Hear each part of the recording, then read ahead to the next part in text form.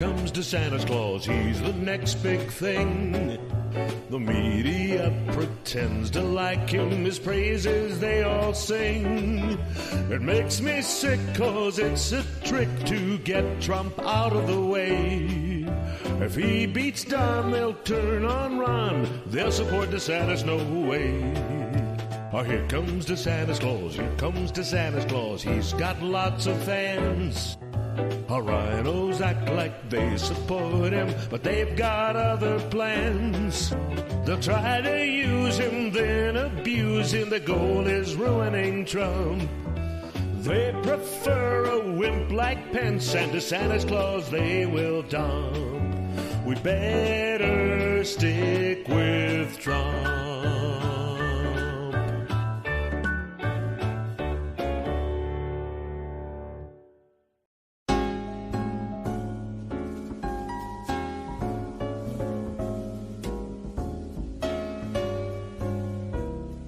Money from China, Ukrainian payoffs, shutting down pipelines and causing big layoffs. Record inflation, oh how it stings. These are Joe Biden's favorite things. Bags full of cash that go straight to the big guy, railroading Trump by pushing the big lie. People who pay him to pull a few strings. These are a few of Joe's favorite things. When more stories of corruption has Joe feeling sad, he simply remembers that he can't be touched, and then Joe don't feel so bad.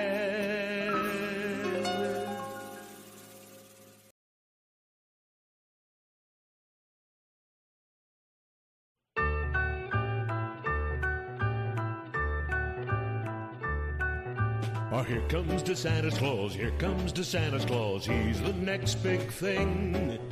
The media pretends to like him, his praises they all sing.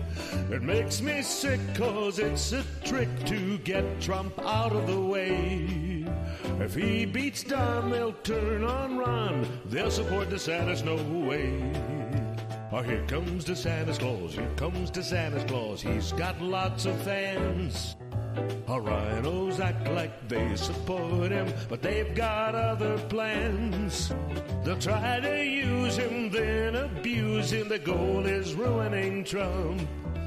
They prefer a wimp like Pence, and to Santa Claus they will dump.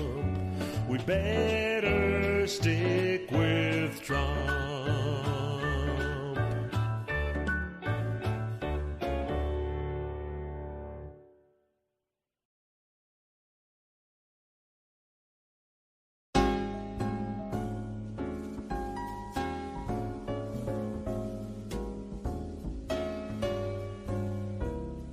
Money from China, Ukrainian payoffs, shutting down pipelines and causing big layoffs. Record inflation, oh how it stings. These are Joe Biden's favorite things. Bags full of cash that go straight to the big guy, railroading Trump by pushing the big lie. People who pay him to pull a few strings.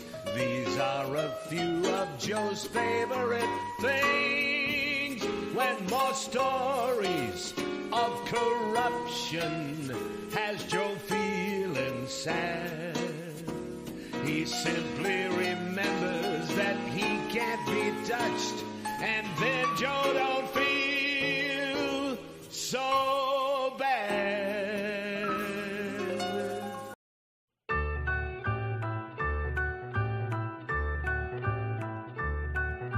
Oh, here comes DeSantis Claus, here comes DeSantis Claus, he's the next big thing. The media pretends to like him, his praises they all sing.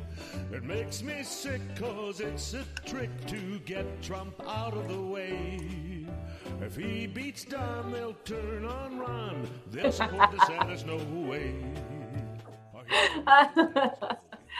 Thank you to Jim Gossett Comedy for the song parodies. He's amazing and so incredibly talented. You can check him out on YouTube. Jim Gossett, GOSSETT, SST Comedy. He is on YouTube. I'm Mary Walter. Welcome to Mary Walter Radio. Hello, James Rabick. How are you? I am great. How are you? I'm doing good. I'm doing good. I was supposed to get my hair cut today, and I get out of bed, set the alarm. I was like in a dream. I was having a dream. I hate when the alarm goes off when I'm dreaming because it's never the same then. Like midday is never the same. Yeah. And I got up, and you just have to put on like yoga pants and a top and everything. So I got up and scrubbed my face, put some mascara on, and get ready to go. My phone rings. They're like, just want to let you know Susan's homesick today. I'm like, So I had to break out the hot rollers, which, you know, a girl's desperate if she breaks out the hot rollers. Good to know. Yeah, so didn't really work. So I'm not happy. So now I can't get my hair cut until next week. Oh, I know. It was just one of those days. It was one of those days. Al says, went in for my surgery today. My blood group was 599, so they sent me home. I don't know if that's high. Is 599 high? yeah, it's high. High? Yeah, get that down, buddy. Yeah, that's high. Oh, sorry. I don't know. Yeah. Hi, Bill. Welcome to the show. You know, Steve is here. Steve is here. I hope Steve's feeling better. Steve had several bruised ribs or broken. I think he had broken ribs. And I've had bruised ribs. I bruised bruised ribs skiing, 2 years ago? This past ski. I remember that. Yeah. I broke my leg this past ski trip. The ski trip before that, I fell and I bruised some ribs. And I was like, are you sure they're not broken? My husband's like, yeah, I don't think they're broken. But either way, they don't do anything for it. So I was like, okay. Yeah. It's like you can breathe, right? I'm like, yeah, I can breathe. He's like, yeah, you're fine. Take them puppies up, you're fine. That's the problem with being married to a doctor. He's like, yeah, you're fine. He's simple. Yeah. I found a way to, we should plug that we also do a show on Tuesdays, right? And good time anybody to check out the Mary Walter Radio page and subscribe and hit like. But I can actually, if you do listen to both shows, Life of Mary Walter and Mary Walter Radio, I can tie a quick one in from a topic we had on the show about hearing songs and then learning lyrics. Like, oh my God, you learn what something's about. I learned today by listening to our earlier tune that I'm a rhino. From listening to the parody song. Well, I mean, I guess I'm a libertarian, but I'm really not a true Republican. So I am. Right. I realized what rhino meant. I'm like, wait a minute. I had that epiphany. Like, hey, I'm kind of a rhino. He's kind of talking about me. Hey, wait a minute. That's me. Wait a minute. I'm a rhino. I'm kind of a Republican in name only. I'm not really a Republican. I'm kind of a libertarian, but Yeah. But I'm not a registered Republican, but I think I'm more quote unquote Republican than like Mitch McConnell. Yeah. Oh, yeah. Right? Like he's a total rhino, right? Yeah. So you're not like him. No, I guess not. No, I'm not true. I'm not Mitch McConnell. No, definitely not. No. When you and I hate goes pretty deep. Yeah. When you and I get really down to it, we agree on most things. Yeah. You are less likely to admit it because you don't want to admit it because we're both fiscally conservative. Yep. And we're both socially liberal. Yeah. I'm a big fan of your rights end where mine begin. Yeah. I don't care what you do. Right. I don't care at all. Right. Yeah. Pretty clear. All right. Let's see who else is here. Steve says 2 broken ribs. Doc cleared me to finally go back to work on Monday. Ooh. I know. I felt for him. Oh, also, there was something I was going to say about Tuesday and the show on Tuesday. Well, if you would like to join us for a politically free show, we try not to talk politics. Like James said, we talked about music and lyrics, and when we got into a side comment about lyrics and finding out what songs really mean, and you had no idea, but how your choice in songs reflects the way you are in relationships. Right. And we did a topic about short people, but mostly short men. They did a study and they found out that they're more likely to be narcissists and psychopaths. So that was fun. So they were just confirming a bias, if you will. Yeah. They're like, I wonder if they're really like that. And they're like, oh, yeah, look, they are. And then what was the other one we talked about? I remember the other one was. But anyway, so we do non-politics. We have a good time. And we talked about Social Security. Oh, right. Our vaguely sometimes we can mask it thing. Right. Yeah. Tina says, hi, guys. And James A. say, Mayor, a stamp with Reagan's face on it is more Republican than McConnell. Nice. Yeah, that's Way to good. go, Yeah. James. Yeah. Also, you can download the audio from either Life with Mary Walter or Mary Walter Radio on Spotify and Apple Podcasts. And we've kind of gotten into a groove of getting them uploaded. So now they get uploaded much faster than they were in the beginning of all of this. And there's a lot of gaps because either I dropped the ball or James took over some of it for me, which is great. And so now I think we have kind of like a system. So I am going to tie in Life with Mary Walter. In a previous episode we did about 6 weeks ago, where I took you on a tour of the family heirlooms that my parents refused to part with as we downsized my parents. I don't know if this is a terrible thing, but one of the family heirlooms was a half-burned Yankee candle that my mother felt still had value. So guess what I did yesterday? Burned it? I burned the family heirloom. I did. I texted my brothers. I'm like, I just want to let you know, I did something terrible today. I lit the half-burned Yankee candle. I said, I can't keep everything. Some things have to go. And if you're going to dispose of a candle, why not the proper way by burning it? Right. Right. So I got rid of the Yankee candle. I burned the Yankee candles. Those are the types of things we talk about on Life with Mary Walter. I take you on a tour of the truckload of crap my brother dropped in my driveway from my parents' house. Or the truckloads of crap still currently in the studio, piled up, ready to move. When are you moving? Next week. Okay. All right, good. Yeah. Another thing, if you would like to, when you watch the videos, please subscribe to the channel. Please like the videos. Go back and watch all videos. I don't care. Just let them run. That's fine. Just keep clicking and letting them run. Clicking and letting them run. That's fine with me. But we love feedback. We'd like to know how to make the show better. We'd like to hear more about what you want to hear about.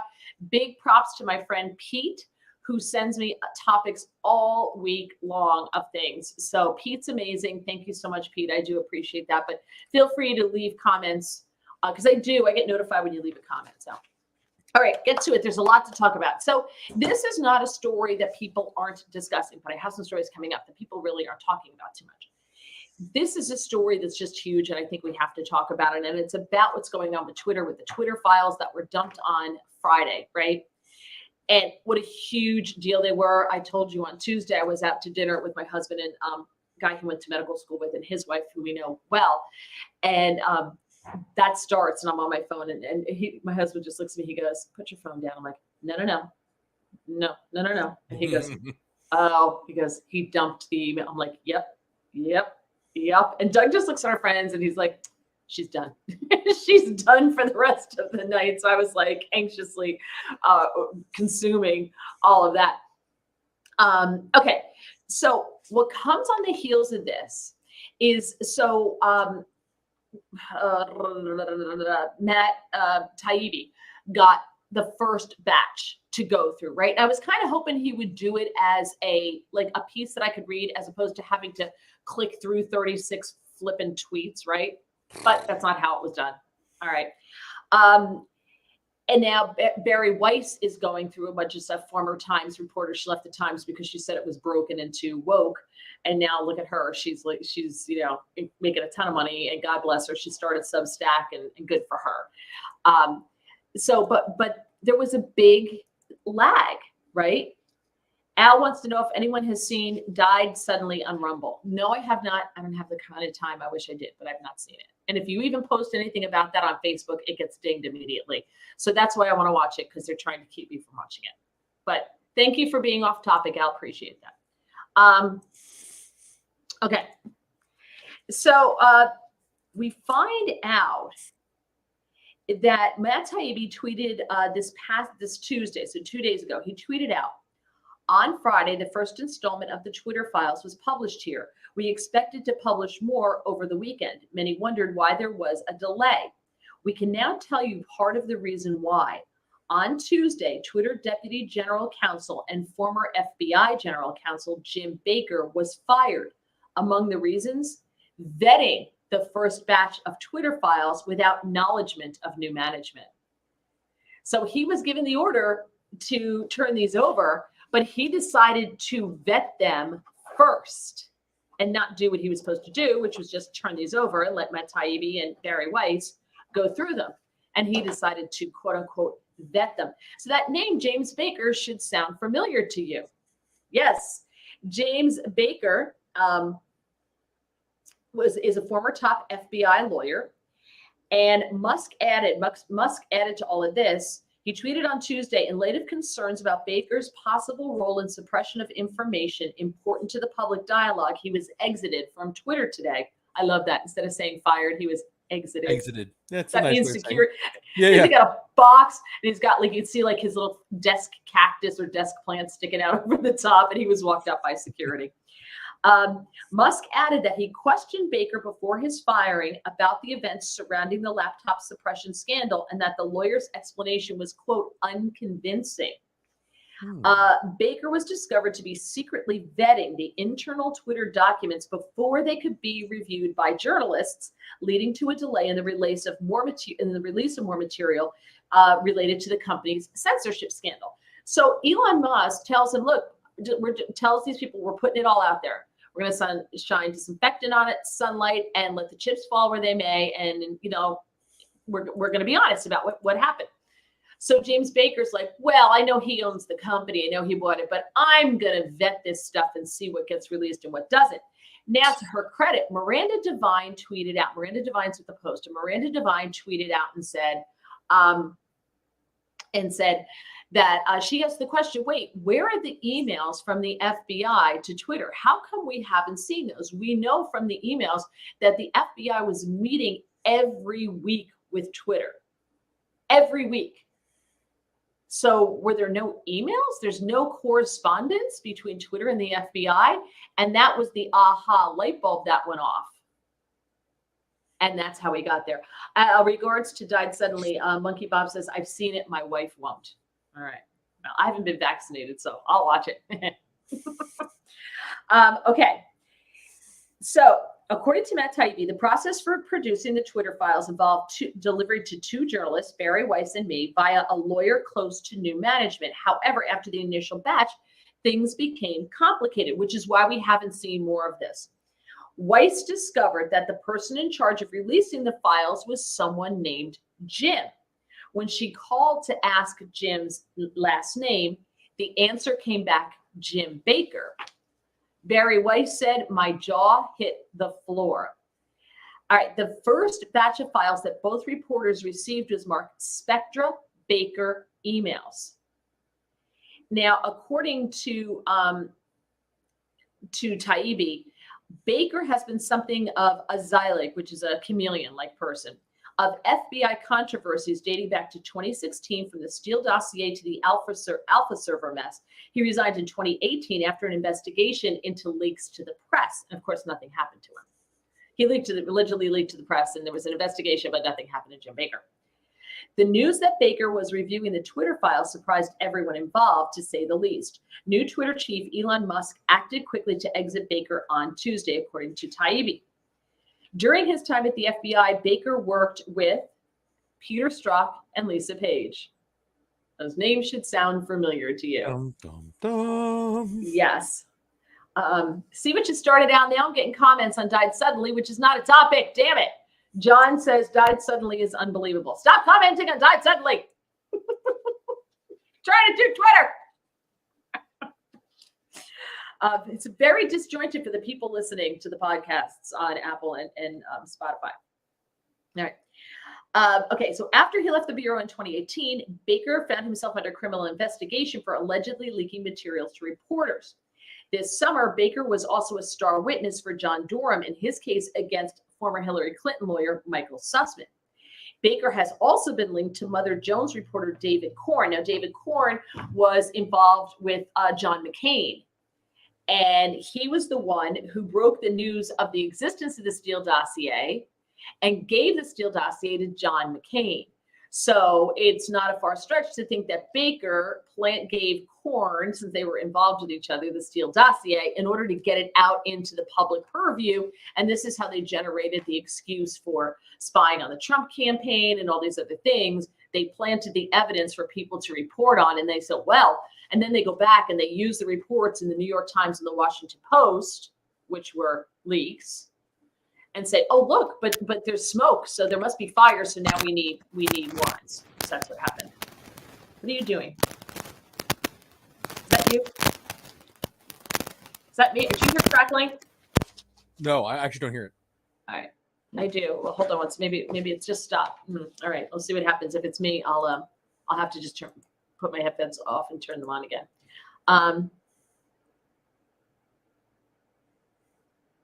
Al, hold on, Al. I'm not talking about blood clots and died suddenly. I haven't seen it. I can't talk about it. He said it's political. I've been saving it since Tuesday to ask about died suddenly. It explains why I'm full of blood clots. I don't know that, and I haven't seen it, so I can't really comment on it. I'm super sorry. Monkey Bob says okay. All right. Sorry. Let's see. James says Baker's is essentially the poster child for swamp malfeasance. Yes, he is. Okay. Baker, Twitter tapped Baker after, so he leaves. He leaves the government, right? Baker leaves the government in 2018. Twitter tapped Baker to help its legal team in June of 2020, a month after Twitter generated controversy for labeling 2 Trump tweets claiming that mail-in ballots will lead to a rigged election, and they promoted that as misinformation. So they said that's misinformation. They decided, oh, let's hire James Baker. Right. Ron says, didn't Fauci forget to scrub his COVID, et cetera, documents? Yeah, probably.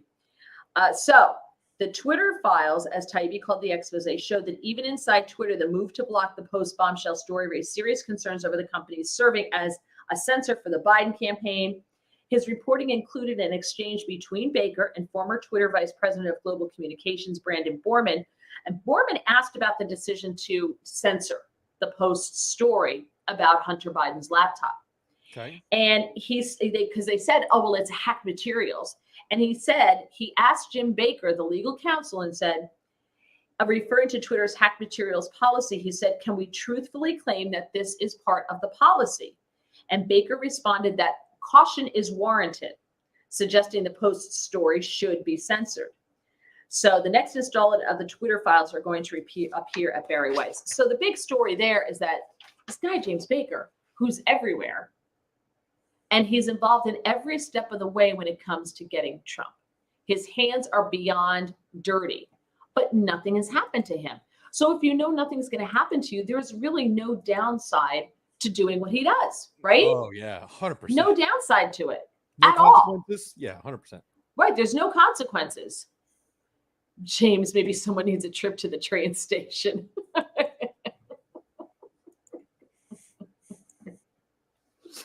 All right. I wish I had seen Died Suddenly so I could discuss it, because a lot of people want to discuss that. I'm so sorry I haven't seen it. Maybe I can try to get to watch it between now and next Thursday. Highly doubtful. I have like 80 Christmas cards to write. So the odds of that happening, I'm like, Died Suddenly getting the Christmas cards out before Christmas this year. I think the Christmas cards are going to win out. Just saying. What is Died Suddenly now? It's a video about that links the COVID vaccine to all these people getting blood clots. You see these videos of like athletes falling over on the courts and things like that. You know, these people who are dying suddenly. But as my husband, the doctor said, well, what's the denominator? What was the percentage of people before this who just died suddenly, right? Like, what's the percentage of people who, as far as we know, didn't have an underlying illness and just died? Right. If it went up 1,000%, that's a problem. If it went up 1%, you're like, Yeah. And I'm sure they tell you that in the movie, but I haven't seen it. So yeah, me either. Right. I haven't seen it either. Yeah. And again, I'm going to try my hardest because I know Al really wants to talk about it. I know Al's sick and I know he thinks it's related to this. I'm going to try hard. However, can't promise it because I'm working like a dog between now and New Year's. I got a lot, which I'm very blessed. I have a lot of gigs, so I'm super happy about that. I'm not complaining. I've been blessed with a lot of work between now and New Year. So it's probably going to be later, maybe a couple weeks before I get to it, but I will try for you. I promise. All right. Thank you. Thank you for understanding, everybody. I appreciate that. Okay. I want to share this. This is something from today, and I'm going to go to this screen. This is something from today.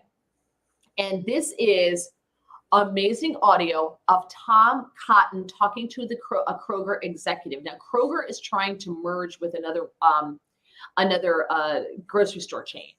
And for whatever reason, you have to come in front of Congress when you want to have a big merger, because Congress has to decide if it's going to create a monopoly, I guess, or something along those lines. So this is the CEO of Kroger answering questions from Tom Cotton. Here we go. Kroger's workforce practices, and specifically how you accommodate or how you treat requests for accommodation. Let's suppose hypothetically that Kroger had a vegan worker with strong ethical beliefs about animal welfare. If she requested to work outside, say, the butcher department and instead in the produce department, would Kroger accommodate that request? Thank you, Senator, for the question. And it's one of the nice things about one of our retail stores. There's many different areas, and we routinely have people transferring between departments. Some of that is just personal interest. Some of that is to grow in their own personal career. And if you look at our store directors, 70% of our store directors started out as an hourly associate. So it's easy to accommodate somebody, and that accommodation is really based on their own desires and their own interests. Would you make such accommodations based on their Christian beliefs as well? We would not get involved in terms of religious beliefs. Okay, the reason I ask is that you recently agreed to pay $180,000. Okay, this is important here. So Tom Cotton said about, well, would you do that for Christians? Well, no, we wouldn't do that. We do it for someone who's a vegan, but we wouldn't do that for someone who's a Christian. Here we go. Let me just go back just a tiny little bit here. Okay. Yes, as well. We would not get involved in terms of religious beliefs. Okay, the reason I ask is that you recently agreed to pay $180,000 to settle a religious discrimination case in Conway, Arkansas. In that case, 2 Kroger employees, Brenda Lawson, age 72, and Trudy Rickard, age 57, declined the directive to begin wearing a new store apron with a multicolored heart symbol on it. They, like many other of your employees, felt uncomfortable with the new aprons because they thought the heart resembled a gay pride symbol. Rather than make accommodations, Kroger fired these 2 employees. One employee simply asked to cover the symbol with a name tag, but Kroger refused even that reasonable accommodation. Are you aware of these terminations, Mr. McMullen? Senator, I am not. This was not a private lawsuit either by 2 disgruntled employees, Mr. Mullen. This was brought by the EEOC. So are you not aware when your company is sued for religious discrimination by the United States government? No, sir, I am not. Not always. Well, I'm disappointed by that. Are you aware that, Mr. McMullen, are you aware that Kroger has something called an allyship guide for its employees? Yes, Senator. Okay. In the allyship guide, you direct employees to stop using sir and ma'am because they're not inclusive. Do you expect 72-year-old employees in rural areas of Arkansas to really stop using words like sir and ma'am? If you look at our allyship guide overall, it's trying to support our associates in going forward and trying to be inclusive for everybody with all different beliefs. So I kind of feel sorry for this guy right now, because I would never want to be the head of a company, because you have to have an allyship guide, like you have to be an ally and all this other stuff. But I mean, the dude's sitting there in front of Congress. You can't lie to Congress. And he's like, no, we didn't. The heart is it's the heart of the person. It has nothing to do with gay pride. Tom Cotton's like, you launched it during Gay Pride Month and it's a rainbow. You know, the funny thing, yeah. The dilemma there is too, is like, you know what, you could have, exactly what he said. You could have just let them put something over their thing. Look, it's sort of like it goes back to the bakery argument, right? Like, why would you sue a bakery for not making your gay pride cake that doesn't want to make it? Because instantly it's like spitting in your food at a restaurant, right? Like, I think like, hey, they don't want to make my cake. I'm not only not going to have them make my cake, I'm going to do the American thing, and I'm going to tell everybody about it the way you're supposed to, in my mind. You don't like a business. Right. You tell people you don't like a business. But trying to make the business do that thing, terrible. In this case, make somebody wear a gay pride thing when they're uncomfortable, let them cover it up. Right. And by the way, if the employees don't like them for it, believe me, there's a market there, if you will. You know what I mean? Of people who can go, hey, I don't like these people because they cover their pride parade. The associates will deal with it themselves. Right. You don't need the government or the corporation. Well, right? I'm sure they're happy because they got $180,000 or whatever they got paid out, but because the federal government sued them. Sure. So there's that. And by the way, on a separate note, we're going to be coming back to Barry Weiss is dumping the rest of the Twitter files right now as we speak. And thank you to MonkeyBot for the heads up on that. So we may bag some of this other stuff we're going to talk about because I'm going to go try to go through that. All right. Yeah. But this gets really good. This gets really, really good. Wait. I can't watch this guy dig out. And when you look at our associate resource group, our associate resource groups were created several years ago for people with different types of interests. And we think it's incredibly important to be an inclusive, opening culture to welcome all associates. If employees in your stores in rural Arkansas refer to other employees or customers as sir, as ma'am, do they face disciplinary action? Not that I'm aware of, sir. I would have to ask. Are you still requiring employees to wear the apron with the rainbow heart symbol on it? Yeah, if you look at this, we put in place an apron several years ago because our associates wanted to have a common dress code. The heart is the symbol of art. The Kroger's fundamental purpose is to feed the human spirit. And part of feeding the human spirit is the heart. And that heart is our fundamental strategy to support our purpose. The colors were not tied to any specific thing. Well, I'm not sure I believe that because it was introduced during Pride Month as a supposed sign of inclusivity, and a federal judge didn't agree with it either. That's why he rejected your company's motion for summary judgment, and you just paid $180,000 to 2 employees that you wrongly terminated. By the way, would you like to offer an apology here to Brenda Lawson and Trudy Rickard for the ordeal they went through? I would need to understand more of the details, Senator. Thank you. Okay. So is it the case that you are still requiring all employees without accommodation to wear this apron with the rainbow heart? If you look at our apron would be required for all associates to wear consistently across the company. Does it or does it not still include the symbol for which you just paid $180,000 to settle an EEOC lawsuit against your company? It would include a heart on it. Senator. And having settled that lawsuit, are you now going to grant accommodations to employees who don't wish to display a symbol that they may perceive as not aligned with their moral and Christian views? Senator, I will thank you for the question. I will need to follow back up with our team with more of the details. If this merger goes through, who's going to be making decisions about uniforms in the combined company and whether to grant reasonable accommodations? If you look in terms of our fundamental uniform that was put in place, our associate resource groups work together in terms of designing the uniform, and we would use the same type of approach on a combined company basis. Okay. Here it is. This situation reminds me a little bit of the situation big tech companies have found themselves in recent years. They've come to Washington because they fear regulation from our Democratic friends or action by the Biden administration, and they expect Republicans, who are traditionally more supportive of free enterprise, to come to their defense. And I've cautioned them for years that if they silence conservatives and center-right voters across the country, if they discriminate against them in their company, they probably shouldn't come and ask Republican senators to carry the water for them whenever our Democratic friends want to regulate them or block their mergers. So I've heard a lot of questioning about that today, and I've read a lot about it in the news. And I'll say this: I'm sorry that's happening to you. Best of luck. Wow.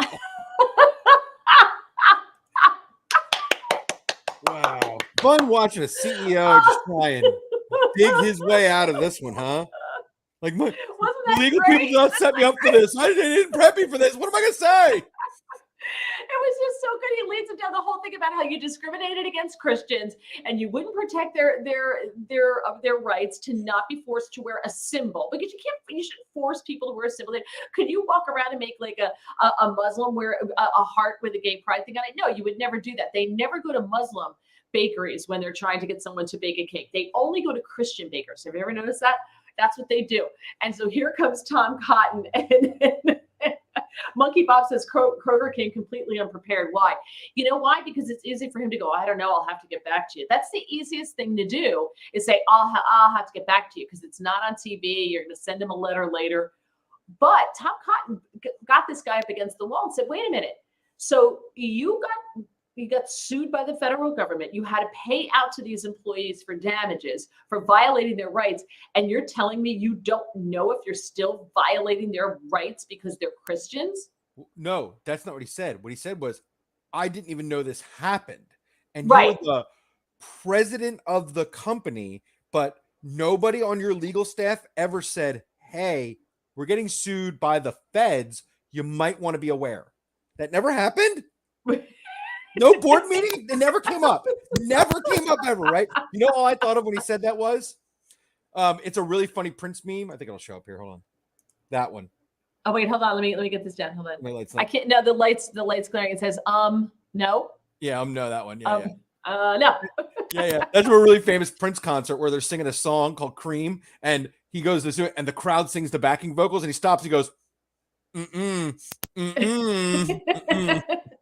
It's such a perfect base for any kind of reaction now. When I think of people who do stuff like that, I just think of Prince going. But it was great because he's like, look, you're censoring Christian values. The Republicans will always stand up for the rights to not have to do these things. And now you come to us because your Democrat friends are coming after you. Good luck. I loved that. I was like, go Tom Cotton. We need more of that. Guys, you know, it always comes up. It's such the libertarian point of view. Like, I don't have to like any of this stuff. I don't have to believe any of this nonsense, but it's your right to do it. Right. Like, those people deserve the same freedom to like or love or hate or not want or diss or whatever, anything you want as any other American, right? I don't like Nazis either, but they can say all the nonsense they want because if you're an American, you have the right? Right. And I'd rather have them speak loudly and freely so I know who they are instead of having to 100%. figure out who they are. Right. Ron says, is he really that clueless? Yee. Now, Al said, my rights don't end where your offense begins. That's where they start. Right. He says, I call that the First Amendment for dummies. And Monkey Bop over on Getter says, yay, verily, Al. Or Ozark Rebel. He says, yay, verily. So there you go. Yeah. All right. Let's get into this since we are gonna switch gears here. And by the way, tomorrow I will be on Sirius Patriot Channel 125. I'm filling in for David Webb 9 to noon. And now I know all the show prep that I just did up until now is going to get thrown out the window so we could do this. So yay. Okay, so here's what Barry Weiss says. This just in on the Twitter files, all right? A new Twitter files investigation reveals that teams of Twitter employees build blacklists, prevent disfavored tweets from trending, and actively limit the visibility of entire accounts or even trending topics, all in secret without informing users. Twitter once had a mission, quote, to give everyone the power to create and share ideas and information instantly without barriers. Along the way, barriers nevertheless were erected. Take, for example, Stanford's Dr. Jay Bhattacharya, who argued that COVID lockdowns would harm children. Twitter secretly placed him on a trends blacklist, which prevented his tweets from trending. There's a screenshot with it. Or consider the popular right-wing talk show host, Dan Bongino, who is a sweetheart. I adore Dan. He's wonderful. Who at one point was slapped with a search blacklist. Twitter set the account of Charlie Kirk, he's a conservative activist, to do not amplify.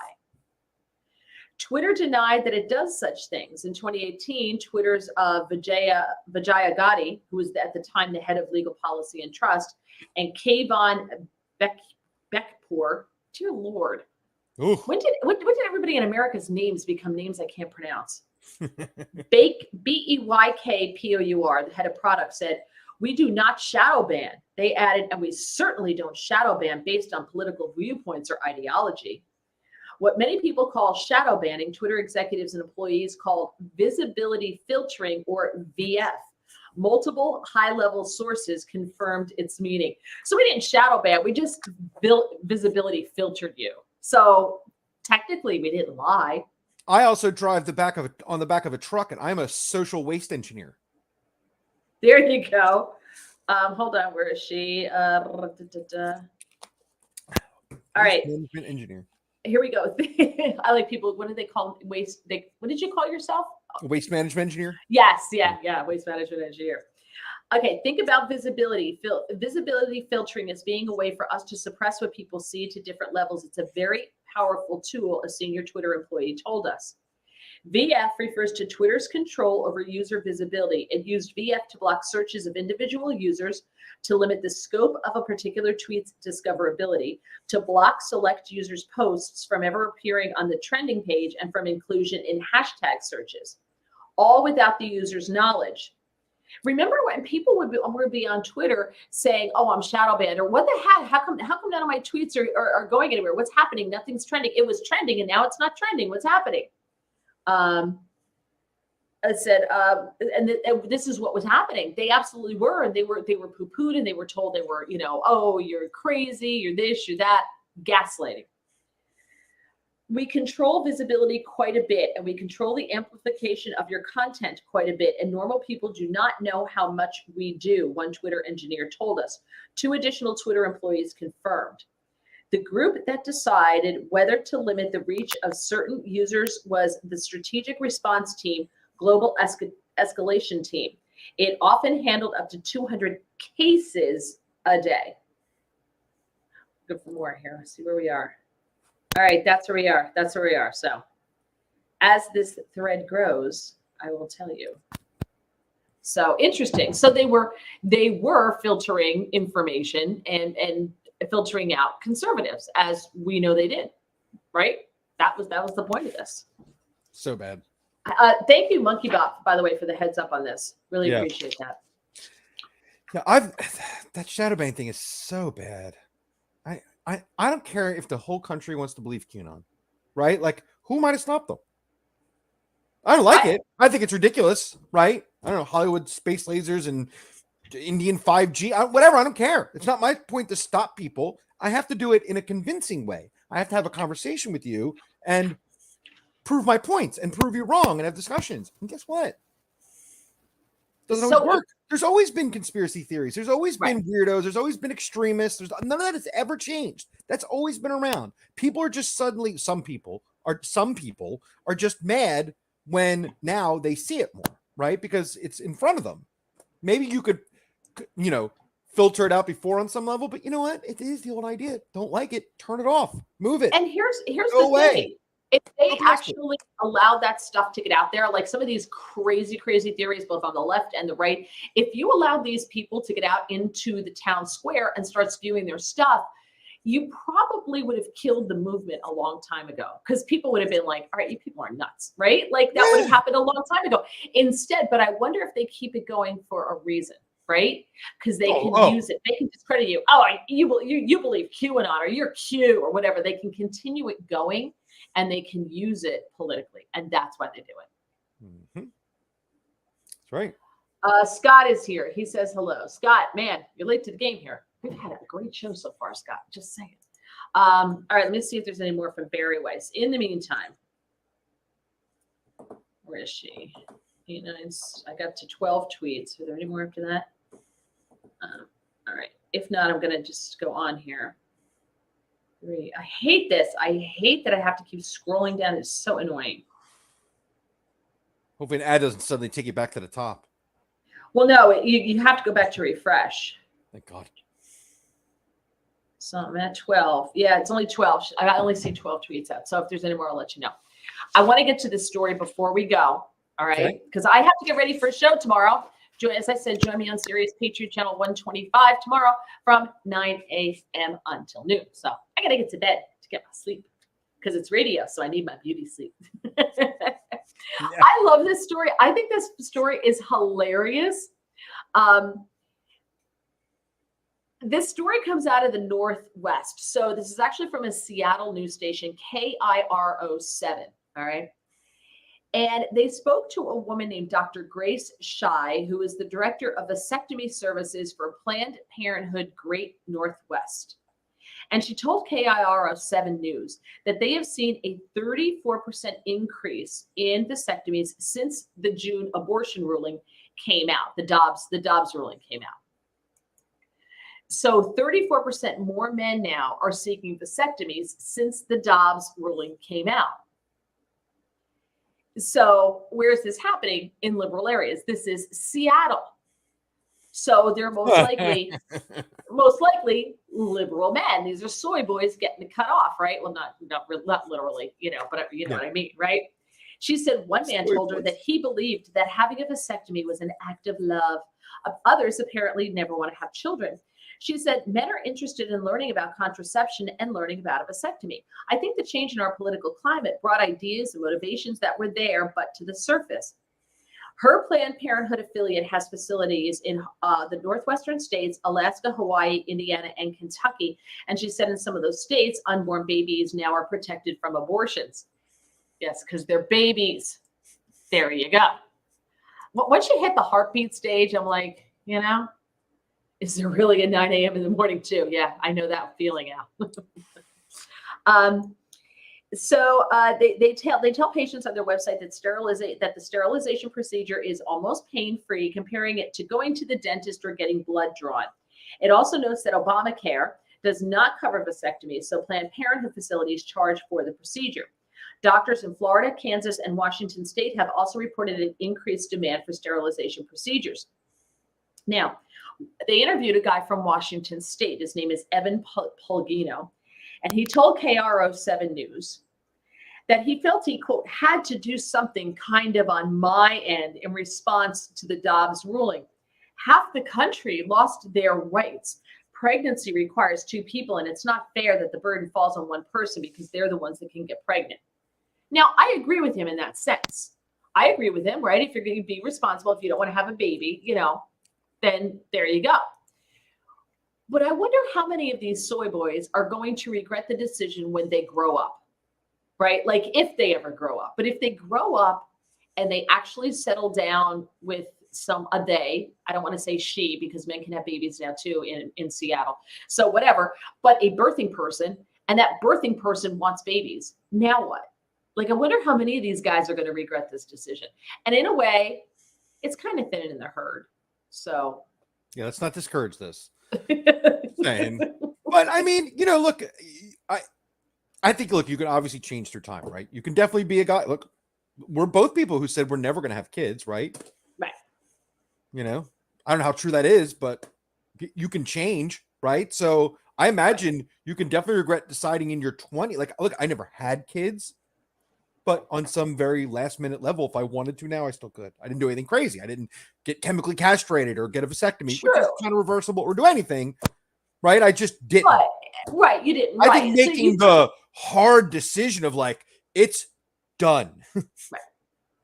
I mean, you could, because men can have babies forever, but you'd have to do it with someone who's like half your age. And that's not always a smart decision. Like, I think a lot of times that goes sideways. Like, it's great in the beginning until daddy's 70 trying to teach this 60-year-old how to drive. Right. Like, and people think it's your grandfather, not your dad. I have a friend who went through that. Everybody thought it was his grandfather.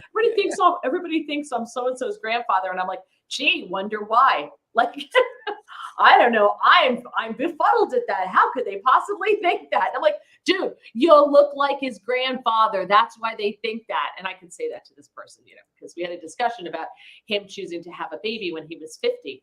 And I was like, why? Why would you do that? He's like, well, we really want a baby. And I'm like, okay. And now he's shocked that people think that he's the kid's grandfather, and he's teaching him to drive. Well, there's 2 of them. This is going to be teaching his daughter to drive when he's almost 70 years old. Well, 70 is the new 20. Do you think this is a good idea? Because when you're younger and you're in love and it's new and it's so great and you're feeling so young because she's half your age, and aren't you hot because you got a young thing, and then it all comes crashing down when you start to slow down, right? Or at least if your ego is built on that, right? Oh God. Yeah, I don't think that's a good thing. Let's see. Ooh. All right. Monkey Bob says, oddly enough, my active love has been not to engage in an active procreation. Yeah, there's things that you could do to, you don't have to always have a baby every time you have sex. Let's see. Who says, Scott says, freeze some first. I don't know if you can freeze sperm. Can you freeze sperm? You can freeze eggs. Can you freeze sperm? I guess you can, right? I think you can. I think you can. Yeah, you could do that. Scott's wearing a red shirt as well. All right. Star Trek red. He says they're Mary Walter colors tonight. All right. Al says, the reason the left is pushing gender dysfunction is because they don't want those of us who remember freedom to be multiplying. The illegals come from socialism, and that is the mindset the left prefers. Yes, but they come from socialism, but then they realize what they have, and they don't want socialism again because they've lived through it. So that's where the left is making a mistake, because it's starting to hurt them now with Hispanics voting Republican. So, and especially Cubans. James A. Keith Richards' last child was born when he was 125. And no one's given him any grief. Well, money takes all that away, right? I mean, oh yeah, but see, that's the beauty of those May December relationships. They crack me up because the men think that she wants him because he's hot, and I'm like, no, it's kind of like a stripper doesn't want you because you're hot either. A stripper wants you because you have a lot of money in your wallet that you're giving her, right? That you're thrown on the stage, you put down her G-string, and she's looking at you like, yeah, she thinks I'm hot. I'm like, sure she does. It's the same thing in a regular relationship. No, you have more money than she does, right? Especially for the really super wealthy guys who are like really half foot in the grave, right? Like if you're reasonably young, 50 and 25, okay, you're still reasonably young. You could still be good looking. But in 10 years, man, when you're 60, things slow down a lot between 50 and 60. A lot of stuff falls apart. Right? And then when you hit 65, if you have a kid when she's 25 and you're 50 and you're 65, you're on Medicare and Social Security, and you still have to drive your kid to school dances. 55 and 80 also are kind of disparagingly different numbers too, aren't they? Right? They're not the same number either. Oh, no. In the math, no. right? You're tracking it up. You're like, at every turn, you're like, you're right. still always in different places. Right, exactly. And I've seen it. I've seen it with so many. I think the most you can really go and be successful is like 12 years tops. You don't have any childhood experiences that are the same. She doesn't want to go to, or he doesn't want to go to your class reunions. Like you're living totally different life expectancies. Speaking of which, you can tell if you watch 90 Day Fiance with Big Ed and Liz. She's like half his age, and he's all upset with her because she got this great job offer and she wants to take it, and he's practically retired, and he's like, I think you're putting your career above our relationship. Well, she doesn't have a career. She's just starting her career. She's got this great job offer. She wants something like, she doesn't want to sit around and do nothing. Same thing with Jenny and Sumit. Jenny is 30 years older than Sumit, literally exactly 30 years older. She's on Social Security right now. Sumit just got a job, with this restaurant and everything. And she's like, I can't believe you're going to be working. You're going to be away 5 days a week. What am I supposed to do? Like, he's like, I don't want to live a retired life. What did the two of you think was going to happen, right?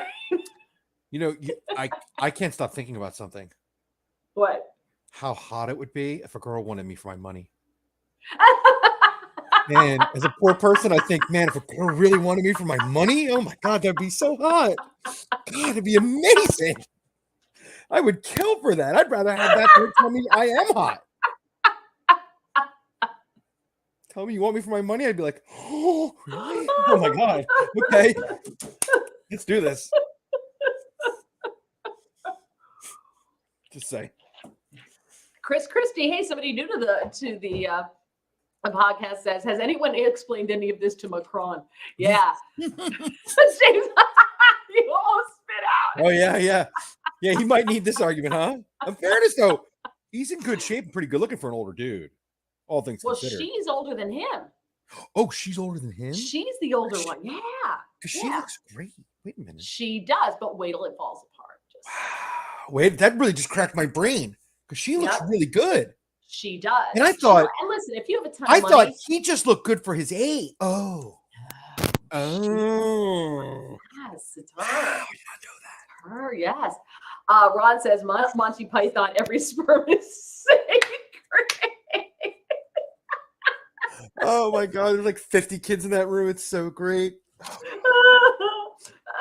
Okay, let's go together. Let's see. Ron says, what about back in the frontier days, Mary? Older men always hooked up with younger women. Yeah, but back in the frontier days, no man thought she was doing it because she thought he was hot. We all knew what was going on there. It's no big deal. You want a baby and a place to live? Here you Yeah. go. And women knew they weren't having a career. Those women knew they were solely wanted because of their reproduction capacity. They were breeding mares, for all intents and purposes, and they knew that. And that's going to be a horrible existence, a terrible, horrible existence. And a lot of them didn't have a choice. A lot of them, they were just like, she was the only eligible one in town, and dad made a deal, and cows changed hands, and suddenly she's married to like an 80-year-old, and that's the way it is. You are really underestimating these women. They could churn butter. They could roll rocks over laundry. I think they could behead chickens. They could do all that stuff. All that. He also goes on to say, none of us would be here these days. I remember you talking about this subject years ago.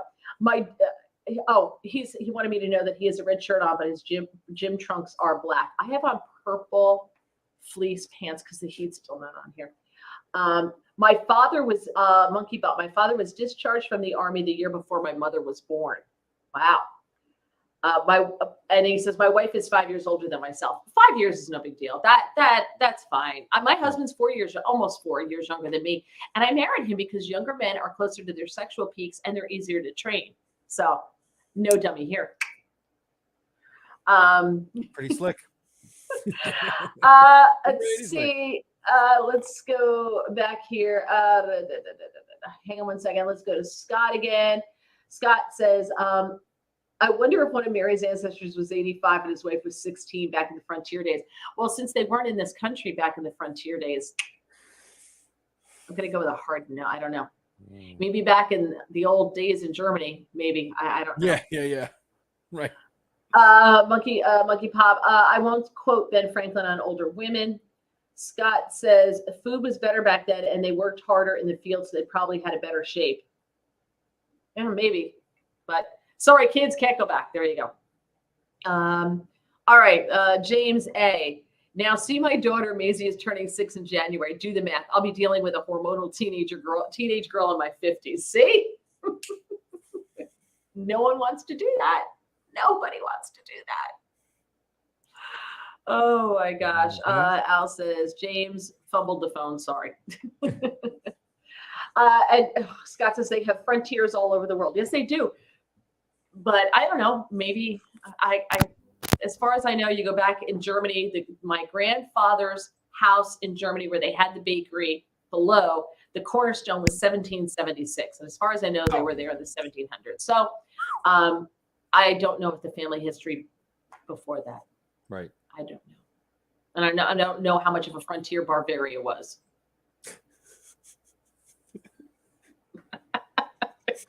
All the open land. Right. So, and there was a lot of open land where we used to go visit there when I was a kid. So, yeah, a lot of it's changed now. That we go back and look now, and I'm like, oh, Walmart, Starbucks. Yeah, no, or whatever akin to that is in Germany, it's just the whole town itself. Like when we would go to visit when I was a kid, we'd go every other year. We were related to literally everyone in the town. We would be there. Everyone's like, oh, the American relatives are here. And we'd be walking, like people, we stood out, obviously. And we got invited into some guy's house. And he was the butcher in town. And he was explaining to my dad about how we're related. And like all these neighbors came over and they all brought food and this and that. And I had never met any of these people in my life. And we were related to everybody. And I was like, oh, all right. And a good time was had by all. So it was one of those things. Gulag, perhaps. Frontier, maybe. All right. So I'm not going to do this last story. I can save this story. So we'll do this next week. Oh, boy. I got a lot of these. So adding up here in my living room. She's going to her special file up on top here. Well, because if I leave it down here, I have a cat with issues with, peeing on things. And we got her from the house of an older person. And we think that the older person, the older person died. And we think that person just let her, they had 3 cats, let them just pee on newspapers on the floor, You can't break that habit. So she's good. She uses the litter box, especially since we put her on Prozac. But every now and then she sees papers on his surface and she's like, oh, why should I walk in the other room to go to the litter box? I'll just go here. So I have to pick papers. You must be asserting this older person had no sense of smell. Oh. I don't know. Scott's great grandfather was a Catholic who owned the bank in Germany. Oh, well, my great grandparent, my side of the family was clearly German as well. And my grandparents left just before World War II. But my grandfather and his brother fought on the wrong side in World War I. Nobody's perfect. What are you going to do? My grandfather was a horseman for the Kaiser. He was really young, though, at the time. Still, World War One. Yeah. His brother Friedrich was killed in the war. That's not a shock. I mean, no, but you know what they did is really cool. They have a picture of all the siblings. Yeah. From back in the day, like this is early. This is, maybe 1920s, maybe earlier than that. And it's got to be earlier than. And Friedrich was already dead. So they took a picture of him. They had a picture of him in his military uniform, and they had him photoshopped into the picture. Oh. Still looks like he was there. It was a really bad Photoshop in the job in the 70s. Right. Yeah. It's not a good Photoshop job at all in the 70s. Not cool at all. Not good. Yeah, I'm sure. There's that. All right, so we're out of here. We're going to let you go. It's been almost an hour, and we try to keep these shows down to an hour. Check Twitter, Barry Weiss. The Twitter files are coming out again. Thank you, Monkey Bob, for the heads up on that. You're the best. Appreciate it. Tomorrow I will be in for David Webb on Sirius Patriot Channel 125 from 9 a.m. to noon Eastern time. That's Friday. Monday, I'm in for Todd Starnes on Monday, noon to 3 Eastern time. His show is syndicated, mostly in the South, but his show is syndicated and his home station is KWAM, KWAM. So if you go there or you search for KWAM, I believe on TuneIn, you can find it and you can listen. And that night, Monday night, I will be on with Chris Salcedo on the Chris Salcedo Show on Newsmax TV between 4:30 and 5 o'clock Eastern. And then Tuesday, Life with Mary Walter, 7:15. Yes, on Getter and YouTube. Will you join us, please? You can also, of course, listen to the podcasts on Spotify and Apple Podcasts. Oddly enough, if you search for Mary Walter Radio, you only bring up the Thursday night podcast. If you search on Life with Mary Walter, you'll bring up the Tuesday podcasts, which are the politically free ones. So just so you know, please subscribe to the channel if you have not done so. Please get your friends to subscribe. Please tell people about the shows. Go back, watch past episodes, or as I said, you can go onto YouTube and just hit it and let it run and turn the sound down. That's fine with me. Yep. Okay. Scott says, have a great night. Monkey Bob says, bye, everybody. Let's see. He says, Monkey Bob says, I told my spy, parentheses, wife, thanks about the dump. She was the one who found it. Al says, love to all. All right, everybody. Al, hope you're feeling better. Have a fantastic night. And thank you for watching. We really do appreciate everything. We appreciate you all joining us. Bye.